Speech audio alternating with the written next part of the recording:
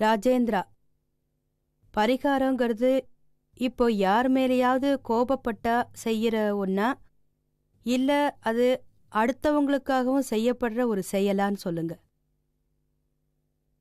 ராஜேந்திரா, ஆ இப்ப யார் மேலேயாவது கோபப்பட்டா அதுக்கு செய்யறது தான் இது. மனசார யாருக்காவது கெட்டது பண்ணிட்டாலும் உடனே மனமார அதுக்கு நம்ம பரிகாரம் பண்ணியே ஆகணும். உதாரணத்துக்கு உங்களுக்கு யாராவது ஒரு பொண்ணோட மேட்ரு ஒன்று வந்துருச்சுன்னு சொன்னா, அப்போ நீங்க இதை உடனே செஞ்சாகணும். அந்த பழி இன்னும் பெருசாகாம அங்கேயே முடிச்சிடலாம். புரிஞ்சுதாப்பா? புரிஞ்சுதுமா. அடுத்தவங்களோட தவற பார்க்கறது, நாம எப்போ அடுத்தவங்களோட தப்ப பார்க்குறோமோ அப்போ நம்ம பரிகாரம் பண்ண வேண்டிய கட்டாயத்துக்கு ஆளாயிடுறோம். அடுத்தவங்களோட தப்ப பார்க்கறதுங்கிறது கர்மவினை உண்டாகிறத குறிக்கும். அதுக்கு நாம உடனே பரிகாரம் பண்ணிடணும். அப்பதான் இந்த கர்மவினைங்கிறது பெருகாம இருக்கும். அம்மா, எனக்கு ஒரு கேள்வி கேட்கணும். நாம யார் மேலேயாவது பொறாமடைஞ்சா அப்புறம் பரிகாரம் பண்ணணுமா? அப்பதான் நீங்க நிச்சயமா செய்யணும். மனசார வருத்தப்பட்டு ஒழுங்கா நீங்க பரிகாரம் பண்ணியாகணும். அப்பதான் இந்த பொறாமைங்கிறது இங்கேயே முடிஞ்சு போகும். ஜென்ம ஜென்மங்களா இந்த பொறாமை வளராமையே இருக்கும். புரிஞ்சுதாப்பா? உங்களுக்கு பகவானை பத்தின விஷயம் தெரியும் இல்லையா? பகவான் பார்ச்சநாதன், அதாவது இவர்ல ஒருத்தர் தான் தீர்த்தங்கர்னு சொல்லுவாங்க. அவர் வாழ்க்கையில நடந்த விஷயம்தான். 10 ஜென்மங்களோட அவருக்கு பொறாமைங்கிறது துரத்திக்கிட்டே வந்துகிட்டு இருந்தது. அவரோட சொந்த அண்ணங்கிட்டேயே அவர் இந்த தீர்த்தங்கர் தன்னோட 10 வருஷத்துக்கு அப்புறம் அப்போ கூட அவரோட பொறாமை இருந்துகிட்டே தான் இருந்தது. அதனால அவர் பல விஷயங்களை சந்திக்க வேண்டியிருந்தது. ஆக்சுவலாக இவர் ஞானத்தால் இதையெல்லாம் செஞ்சாரு. மனசார எதுவுமே கிடையாது. ஆனால் 10 ஜென்மங்கள் வரைக்கும் பெரிய அண்ணன், அவரோட பெரிய அண்ணன் ரொம்ப கஷ்டப்படுத்திக்கிட்டே இருந்துகிட்டு இருந்தாரு. ரொம்ப தொந்தரவு கொடுத்துட்டு இருந்தாரு. பகவானுக்கு பகவானே பொறாமை விடுறதில்லைன்னா அப்புறம் மற்றவங்க எல்லாரும் எப்படி விடுவாங்க? புரிஞ்சுதா? ஜெய் சச்சிதானந்தா.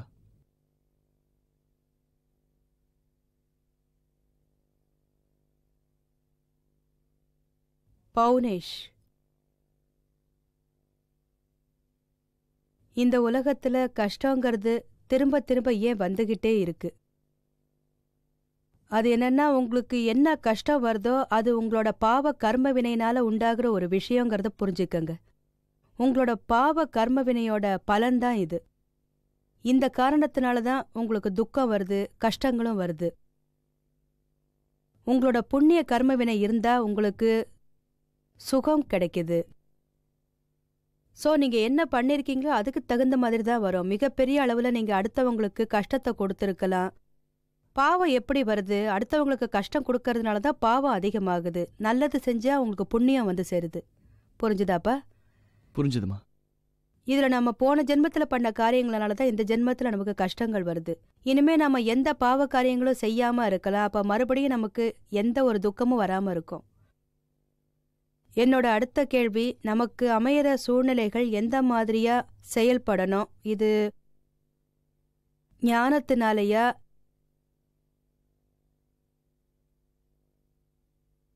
உண்மையான ஞானத்தினால நீங்க நல்லதோ கெட்டதோ எப்படி ஒரு நிலைமையிலையும் நீங்க இதை ஃபேஸ் பண்ணியே தான் ஆகணும். அப்பதான் உங்களுக்கு எந்த கஷ்டமும் வராது, புது கர்மவினையும் உருவாகாம இருக்கும். இது நம்மளோட கர்மவினை பலன் தான்னா அடுத்தவங்களோட தவற நீங்க பார்க்காதீங்க. நம்மளோட கர்மவினையை மட்டும் முடிச்சுக்க பாருங்க. இதை கொஞ்சம் ஆராய்ஞ்சு பார்த்தா இதை ஃபேஸ் பண்றது உங்களுக்கு ரொம்ப ஈஸியா இருக்கும். யாரையுமே தப்பா நீங்க பார்க்காதீங்க. யாரோட தவறையும் நீங்க கண்டுக்காதீங்க. தவற பார்க்கணும்னு நினைச்சீங்கன்னா உங்களுடைய தவறுகளை பாருங்க.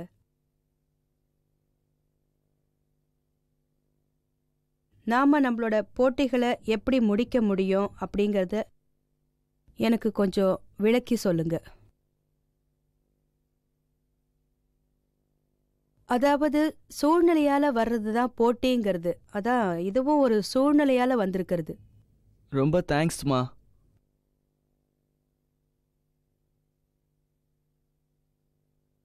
மே மேஹூல் பல்சார். மேஹூல் வல்சார். மேஹூல்னு பேர் கொண்டவங்க 2 பேர் இருக்காங்க. இந்த 2 பேர்ல உண்மையானவங்க யாரு? அவரும் நான் தான் மேகுல்னு சொல்றாரு, நீங்களும் நான் தான் மேகுல்னு சொல்றீங்க. ரியலா ஒன்னா தானே இருக்கணும், 2 இருக்காது இல்லையா?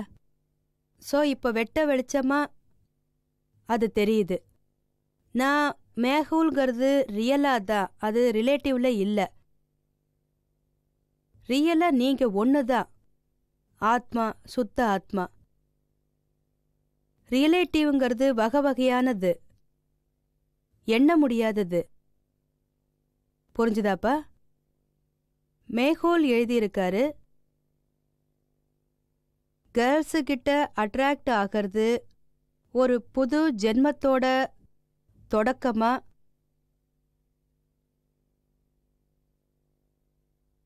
இந்த ஜென்மத்துல எதுவும் கிடையாது. இந்த ஜென்மத்துல உங்ககிட்ட முயற்சின்னு ஒன்று இருக்கு, அட்ராக்ஷன் ஆகுது. அம்மா அப்படி ஆகக்கூடாதுன்னு தான் நினைக்கிறேன், ஆனாலும் அப்படிதான் ஆயிடுது.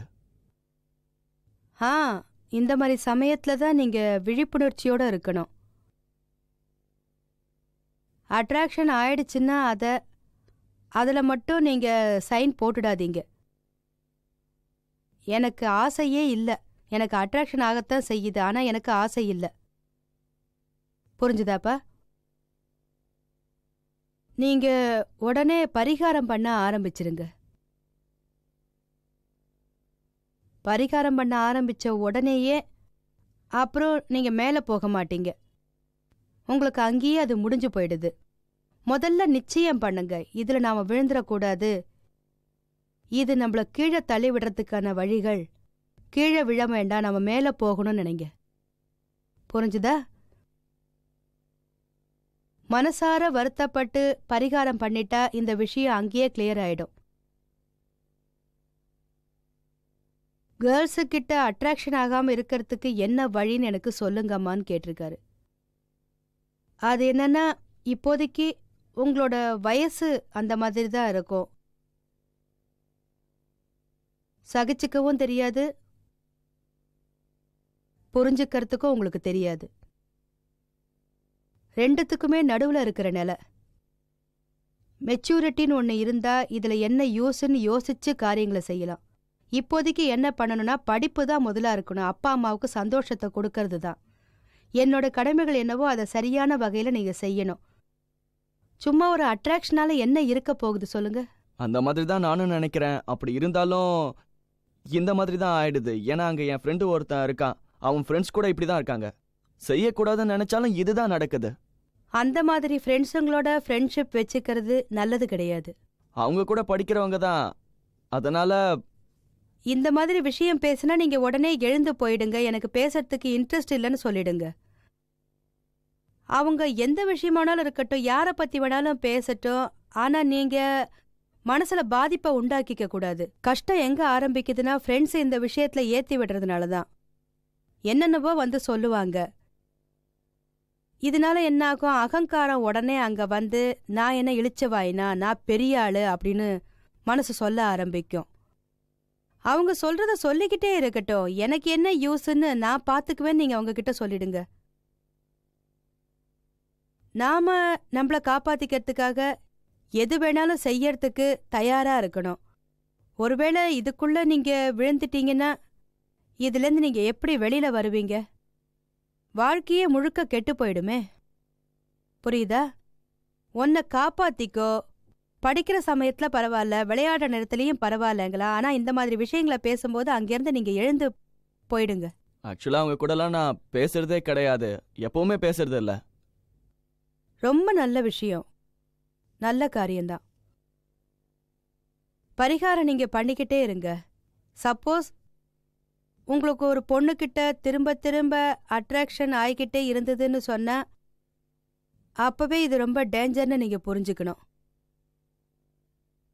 அதுக்காகவும் நீங்க நிறைய பரிகாரம் பண்ணிக்கிட்டே இருக்கணும். புரிஞ்சுதாப்பா?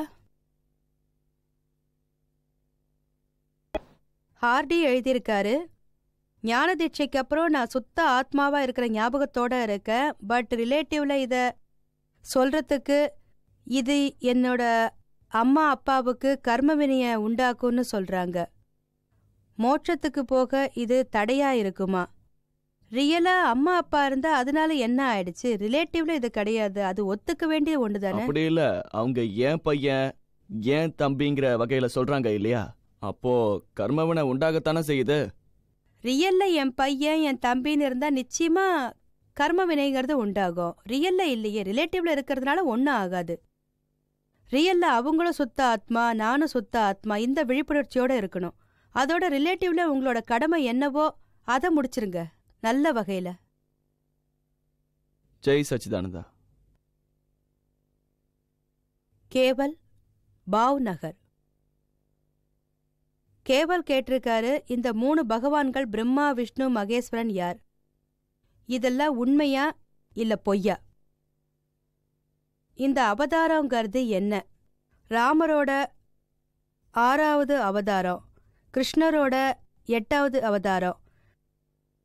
விஷ்ணு பகவான்றவரு யாருன்னு நீங்க சொல்லுங்க. உண்மையான பகவான் யாரு? அவர் எங்க இருக்காரு? விளக்கமா சொல்லுங்க. உன்னோட மனசுக்கு என்ன தோணுதுப்பா? என்னது?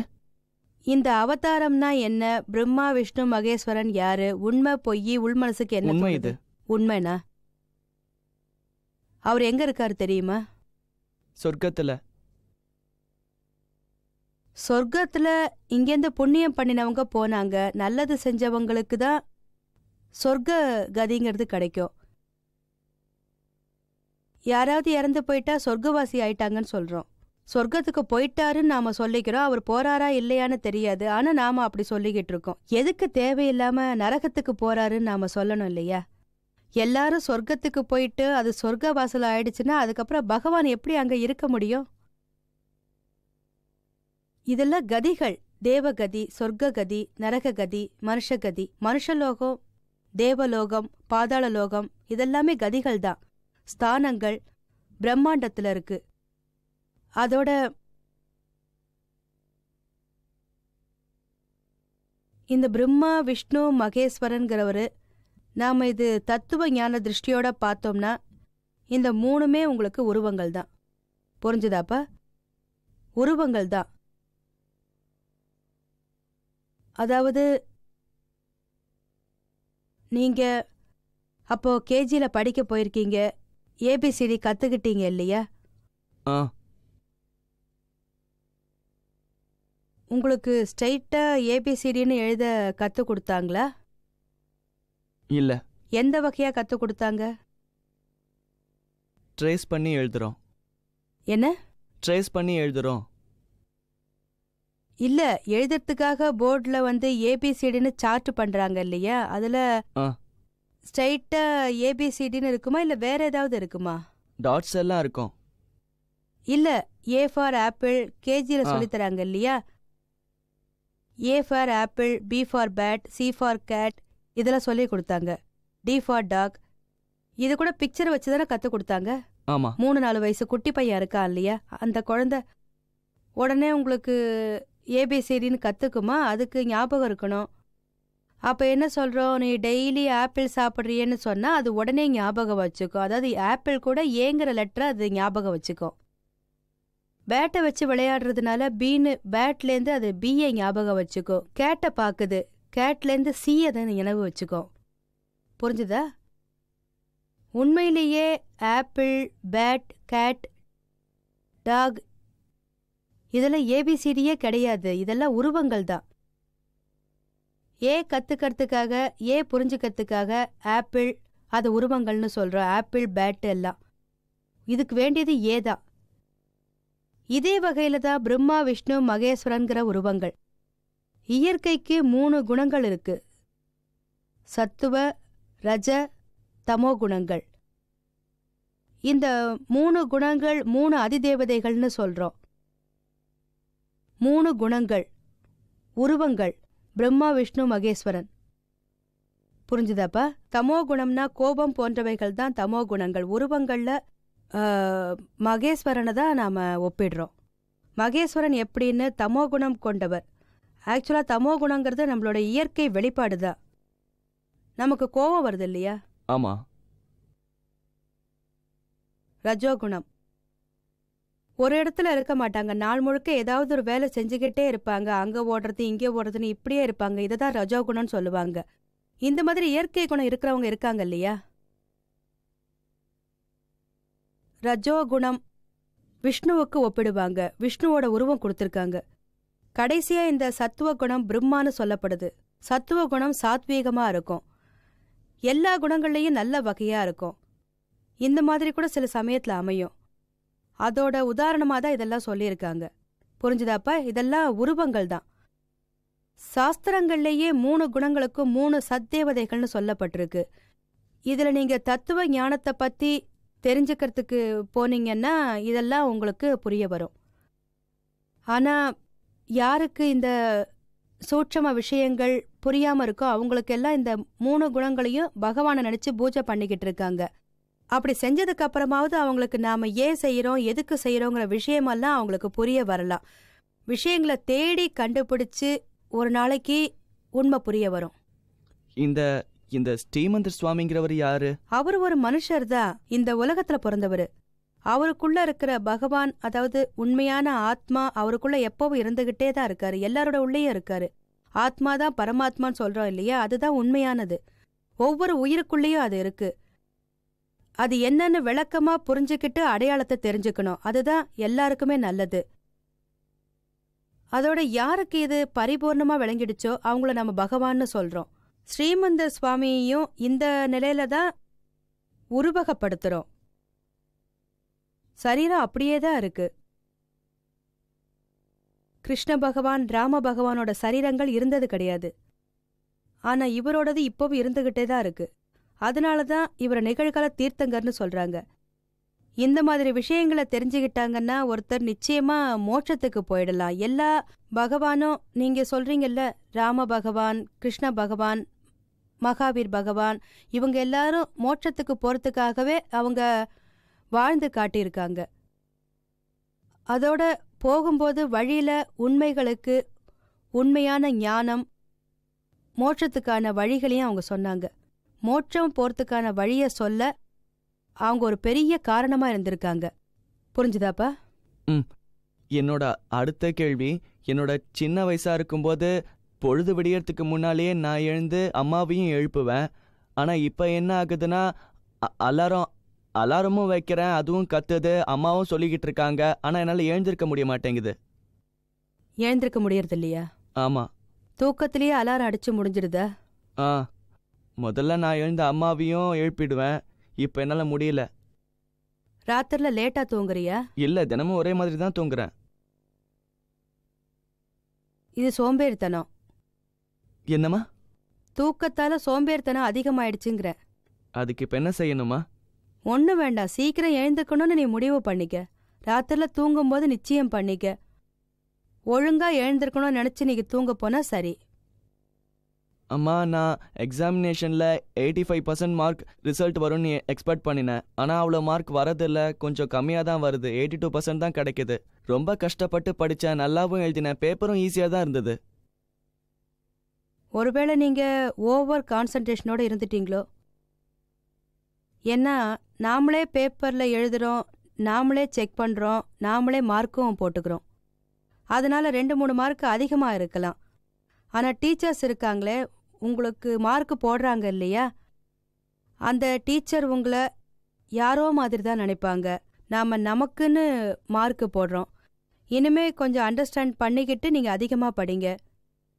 இந்த 2-3% கம்மியானதுனால ஒன்றும் ஆக போகிறதில்ல. இன்னும் ட்ரை பண்ணி கஷ்டப்பட்டு படிக்க பாருங்க. ஜெய் சச்சிதானந்தா. ஜெய் சச்சிதானந்தா. பியூஷ், ராஜ்கோட். ஞான தீட்சைக்கு அப்புறம் நாள் முழுக்க எனக்கு சந்தோஷமாக தான் இருக்கு. அப்போத்துலேருந்து ரொம்ப சந்தோஷமாக இருக்கேன். ஒரு நாளைக்கு எங்கள் சித்தப்பா என்கிட்ட வந்து சொன்னார், நீ நிருமாவை மனசார ஏற்றுக்கிட்டீன்னா நிருமாவை வீட்டுக்கு கூட்டிட்டு வான்னாரு. அவங்கள கூட்டிட்டு வந்தீன்னா அப்போ நான் பேசாம இருந்துடுறேன். இதுக்கு நான் என்ன செய்யறது? ஒன்றும் வேணாம்.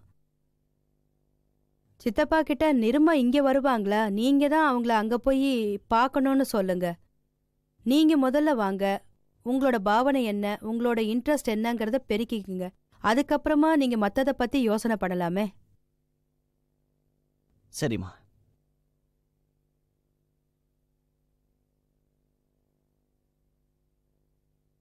வணக்கம்மா. ம். அம்மா, நான் 12th ஸ்டாண்டர்ட் படிக்கிறேன். எங்க வீட்ல டெலிவிஷன் இல்ல. பட் என் சிஸ்டரும் பிரதரும் உங்களை பார்க்கறதுக்காக என்னை இங்க அனுப்பி வச்சாங்க. ரொம்ப சந்தோஷம். இங்க வந்ததுக்கு அப்புறம் எதையோ சாதிச்சிட்ட மாதிரி எனக்கு தோணுது. ரொம்ப சந்தோஷம்ப்பா.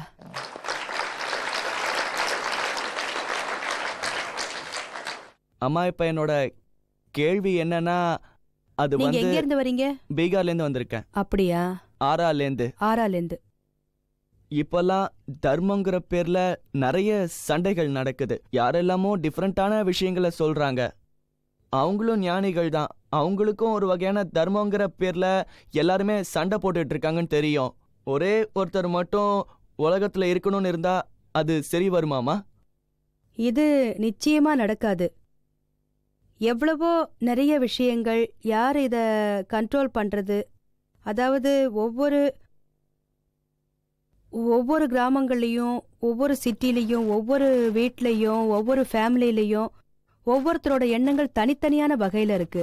ஒரே எண்ணங்கள் இருக்கிறவங்க ஒன்னா சேர்ந்தாங்கன்னா, அவங்களுக்கு ஒரு நல்ல விஷயம் ஒன்னா நடந்ததுன்னா இதை நாம சரியான வகையில் எடுத்துக்க முடியும். ஆனா எதுக்கு லெவல்னு ஒன்று இல்லையோ அதுலேயே இன்னும் வச்சா அதை நம்ம அக்செப்ட் பண்ணிக்க முடியாது இல்லையா?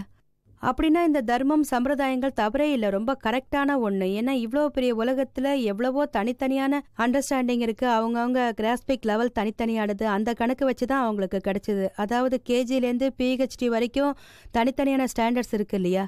ஒரு ஸ்டாண்டர்டில் எல்லாத்தையுமே செய்ய முடியாது. ஒவ்வொரு ஸ்டூடெண்ட்டும் தனித்தனியாக இருந்து இதை செய்யணும். இந்த தனித்தனி ஸ்டாண்டர்டில் ஒன்றும் தவறே கிடையாது. உங்கள் தவறானது எதுன்னு சொல்கிறோம்னா, என்னோட தர்மம் உண்மையானது, உன்னோடது பொய்யானது, நான் பெரியவன் நீ சின்னவன், இது தவறு. இந்த எண்ணம் இருக்கக்கூடாது. நான் எப்போ எந்த ஸ்டாண்டர்டில் இருக்கேனோ அந்த ஸ்டாண்டர்ட் தான் எனக்கு பொருத்தமானது. மற்ற ஸ்டாண்டர்ட்ஸ் எல்லாம் அடுத்தவங்களுக்கு பொருத்தமானதாக இருக்கலாம். அதனால எனக்கு என்ன வந்தது? அவங்கவுங்க அந்தந்த ஸ்டாண்டர்ட்லேருந்து மேலே போனாங்கன்னா அவங்க மேலே போகட்டுமே. அவங்கள கீழே இழுக்க வேண்டிய அவசியம் கிடையாது. ஒரே ஒரு ரிக்வஸ்ட்மா. என்னோட பெரிய அண்ணன் பிரிந்தர் சிங், என்னோட தங்க பாரதி சிங், அவங்க தான் என்னை அனுப்புனாங்க. அவங்க 2 பேரையும் நீங்க ஆசீர்வாதம் பண்ணணும். 2 பேரும் நல்லா இருக்கணும்னு ஆசீர்வாதம் பண்ணணும். நிச்சயமா. நீங்க போயிட்டு அவங்கள இங்க அனுப்பி வைங்க. சரிம்மா. ம். தேங்க்யூம்மா. ரொம்ப சந்தோஷம்.